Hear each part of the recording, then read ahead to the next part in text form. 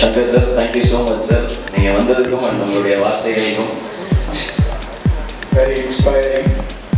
இதை பார்த்ததுக்கப்புறம் 2.0 audio launch எப்படியெல்லாம் பண்ணலாம் ஐடியாலாம் வந்துச்சு.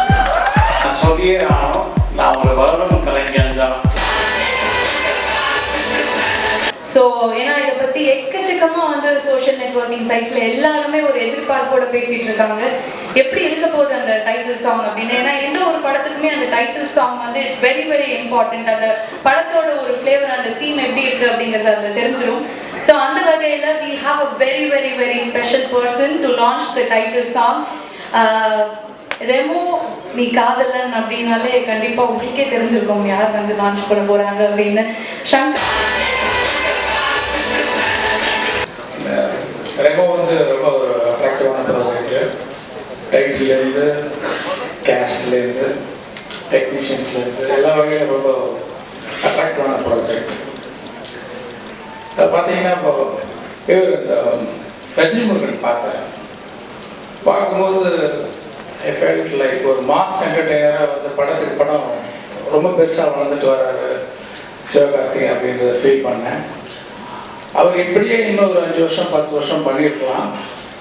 ஆனால் இந்த ஸ்டேஜ்லேயே ஒரு மேக்கப் போட்டு ப்ராஸ்தட்டிக்லாம் போட்டு அடுத்த கட்டத்துக்கு போகணுங்கிற அவருடைய தாட், அந்த முயற்சி வரவேற்கத்தக்கது.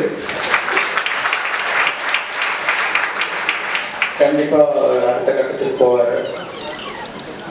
ரஜினி முருகன் பார்த்துட்டு நான் லிங்குசாமிக்கு ஃபோன் பண்ணிட்டு அந்த படத்துக்கு இன்னொரு பெரிய ப்ளஸ் பாயிண்ட் வந்து அந்த கீர்த்தி சுரேஷ்ன்ற அந்த ஆக்டர்ஸ்ன்னு சொன்னேன்.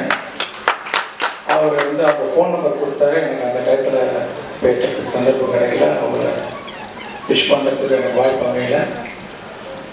அந்த படத்தில் like very cute and very impressive, good performing.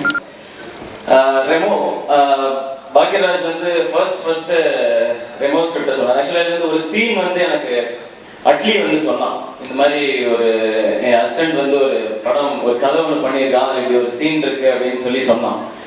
நான் வந்து ஃபர்ஸ்ட்டு நல்லா சிரிச்சேன். நான் சிரிச்சுட்டு என்ஜாய் பண்ணேன். ஐடியாவாக பயங்கரமாக இருக்கு அப்படின்னு சொல்லிட்டு அந்த கதை உனக்கு தான் எழுதிட்டு இருக்கான் அப்படின்னா, அது சும்மா நீ பாட்டுக்கு பொண்ணு வயசுலாம் என்னை போட விட்டு சும்மா பையனாவே நீ எப்படி பார்க்குறதுன்னு தெரியாமல் சுற்றிட்டு இருக்காங்க, இதில் பொண்ணை எப்படா பார்க்குறதாருன்னு நீ சும்மா கேளுறா அப்படின்னு சொன்னான்.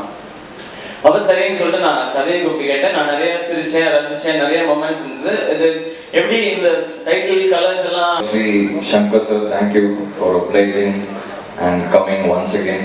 ஏற்கனவே மான்கராத்தை எங்களுக்காக அவர் லான்ச் பண்ணார். அந்த பாசிட்டிவிட்டி வந்து எங்களை அந்த படம் மட்டும் இல்லை எங்கள் கெரியர்லேயே புஷ் பண்ணுச்சு. ஸோ திரும்பி வந்ததுக்கு ரொம்ப நன்றி sir. So thank you firstly. Book ஆகிறதுக்கு முன்னாடியே ஸோ அந்த டைத்தில் வந்து யார் ஹீரோயின் என்ன இது கன்ஃபியூஷன்லாம் போயிட்டு இருந்த டைத்தில் நானே நிறைய ஹீரோயின்ஸ்லாம் சஜஸ்ட் பண்ணுவேன், இவங்க நல்லா இருப்பாங்களா. நான் என்னோட ஃப்ரெண்ட்ஸ் லிஸ்ட்லலாம் பார்த்துட்டு இருந்தேன், யாராவது புது பொண்ணுங்க இருப்பாங்களா கீர்த்தி பார்த்து சொல்லுங்க அப்படின்பாரு. அந்த டயத்தில் ஒரு நாளைக்கு நான் தொடரியோட ஷூட்டிங்கில் இருந்த டயத்தில் ராஜா சார் கால் பண்ணிட்டு சொன்னார், பிசி சார் சொல்லிட்டு கீர்த்தி நீங்கள் தான் ஹீரோயின், நம்ம படம் பண்ணலாம் அப்படின்னு. சார் ஓகே சார், அதுக்கு மேலே மறுபேச்சே இல்லை, வேறு எந்த விஷயமே பேசல. ஃபர்ஸ்ட் டைம் ராஜா சார் சொன்னாங்க ஓகே சார் அப்படின்ட்டேன். ஸோ இந்த மாதிரி நான் ஒரு படம் அக்செப்ட் பண்ணதில்லை, அது ராஜா சார் மேலே இருக்கிற நம்பிக்கையினால தான். Thank you so much sir.